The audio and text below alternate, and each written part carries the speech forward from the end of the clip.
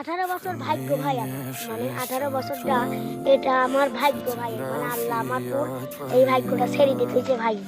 কারণ এই কথাটা কেন বললাম জানে, ধরেন আমি কেবল হয়েছি তার 1 আধ মাস থেকে আমি খুব ভালো থাকলো, মানে ছোটবেলা খুব ভালো থাকলো, তখন খুব হাসি টাসি থাকলো।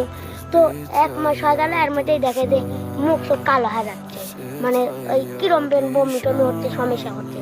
তো আমার আব্বারা ভাবলো যে কে রে, সোয়ালের আগে ভালো আছিল আর এখন 1 মাস হয়ে গেল আর এই সমস্যা, দেখি তো কি সমস্যা।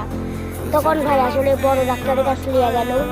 তো বড় ডাক্তারের কাছে নিয়ে যাওয়ার পরে বড় ডাক্তার বলল যে আমার তো এটাই পিলাই হচ্ছে, মানে পিলাই বলতে একটা জিনিস রক্ত খায় নেয়, মানে ওই জিনিসটা রক্ত খায় নেয়।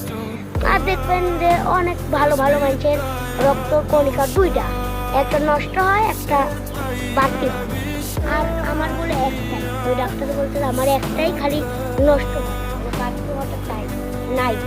তো এই জন্যে ওই ডাক্তার বললো যে তুমি অপারেশন করে ফেলা দাও। তো তারপরে 9 বছর হলো, আব্বা 50-60 অপারেশন করালো। তো অপারেশন করার 6 মাস আর রক্ত দেওয়া লাগেনি, 6 মাস। তো 6 মাস মানে ভালোই থাকলো, থাকার পরে তারপরে আবার রক্ত দেওয়া লাগলো।